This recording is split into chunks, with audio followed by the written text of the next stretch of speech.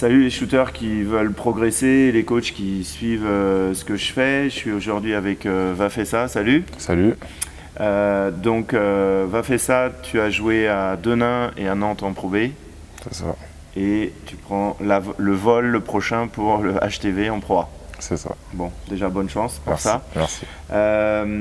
Du coup, tu es venu faire le suivi pro, 2 stages de 3 jours et le suivi Skype à l'année.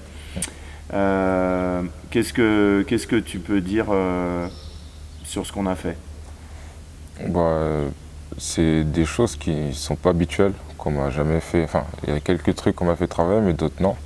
Et franchement, j'ai été étonné sur si peu de jours d'avoir pu progresser sur quelques petits détails, même si c'était arrêté, que c'était pas au moment, c'était pas fou.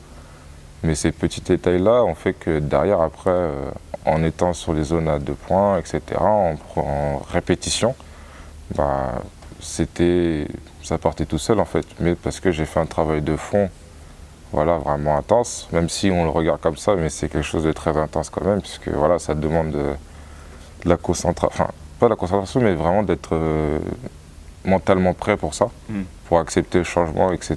Et voilà, après, si vraiment tu as cette motivation et tu as le truc, ça part tout seul. Et sur ça, j'étais impressionné, vraiment. Après, il n'y a pas que ça, il y a aussi l'exercice de dribble, etc. Mais vraiment, j'ai été épaté. Ok. Est-ce qu'il y a 1 ou 2 exercices ou 1 ou 2 choses mentales, 1 ou 2 stratégies qui t'ont marqué plus que d'autres? J'irais plus sur les appuis. Sur les appuis où vraiment des trucs banals en fait, ou d'écarter les jambes ou de resserrer les jambes et de le continuer. Après, en fait, notre cerveau il s'adapte et ça reste fixe. Et en fait, à force, même ton cerveau, il se dit c'est devenu normal. Ok. Et c'est là en fait tu te rends compte du cerveau, comment il fonctionne, c'est impressionnant et il faut juste le travailler. C'est ça. Il faut juste travailler notre cerveau et après voilà, si tu lui dis de faire ça, t'as les mauvaises habitudes, ça va se faire tout seul quoi en fait, vraiment. Et sur ça j'étais impressionné quand même. Après sur le tir où j'avais un problème, où soit j'avais le coup de là, rentrer là et que maintenant ça devient qu'aligné à force de répéter. En si peu de jours, non, franchement. C'est pour ça des fois j'en rigole, tu me demandes pourquoi je rigole, mais c'est parce qu'en fait je me dis mais non, c'est pas possible.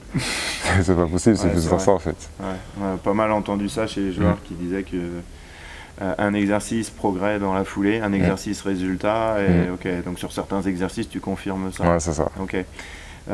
Du coup, on parle aussi d'habitudes qui te correspondent.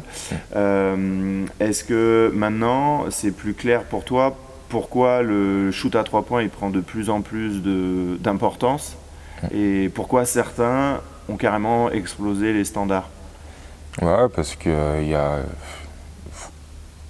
on va prendre un cas comme Klay Thompson ou Curry, ces gars-là ont bossé tous les détails. Et à force de répéter, ça devient des grands shooters et au fur et à mesure, ils s'éloignent. On dit c'est complètement fou, mais non. Pour moi, ils ont beaucoup bossé. Et intelligemment aussi. Voilà, c'est ça. Parce qu'au début, on pouvait dire à Curry, non, c'est de la magie, il a fait ceci, ça, etc. On l'a marabouté. Ouais, voilà, on peut dire tout ça, mais à force de le regarder, je me dis, mais s'il fait ça tous les jours, à chaque match, non. Ouais. C'est que c'est plus de la chance, c'est qu'il a tellement bossé. Après, il y a son talent naturel aussi, il y a sa créativité, comme tu dis. Mais, en tout cas, il l'a bossé. Il l'a bossé, et ça, on ne peut pas lui enlever. Et si maintenant ça arrive, c'est que tout le monde peut le faire. C'est ça.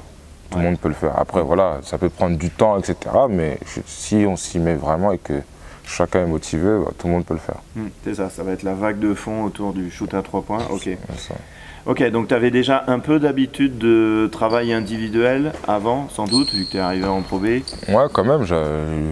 Ouais, voilà, comment dire, j'ai pas eu je vais pas parler comme ça, mais voilà, j'ai bossé. Oui. Ce que je suis allé chercher, on me l'a pas donné cadeau. Ouais. Je suis allé le prendre, je suis allé le chercher et c'est plutôt un mérite que j'ai eu. Donc moi je suis satisfait de ça, maintenant je veux plus. Sincèrement je veux plus, donc maintenant c'est à moi d'aller le chercher. Et là aujourd'hui avec le stage que j'ai fait et tout ce qui s'est passé durant la semaine de travail, ben, ça m'a permis de m'orienter sur un travail un peu plus clair, puisqu'avant c'était vague, où voilà, je me dis il faut que je travaille le dribble, il faut que je travaille le tir, mais voilà, ça n'a jamais été quelque chose de précis.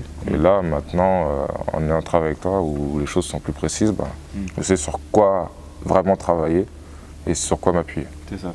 Donc quand tu vas rentrer, est-ce que tes habitudes de travail individuelles, tu vas plutôt les faire évoluer ou carrément les révolutionner? Les faire évoluer. Je dirais pas révolutionner, puisque je pense qu'il y a des choses dans le dribble que je faisais où, voilà, faire un in-out, devant, derrière, bon ça, j'ai pas besoin de le révolutionner, c'est voilà, rien du tout. Après oui, sur le tir, voilà, répéter, voilà, non, mais c'est les faire évoluer dans le sens où l'exercice que je faisais, ben non, je peux le faire autrement. Mais la révolutionner, non, parce que sinon ça voudrait dire qu'en fait tout ce que je faisais c'était nul. C'est ça. Et donc je n'aurais jamais été en Pro B, quoi, en fait. C'est ça. Donc, ok.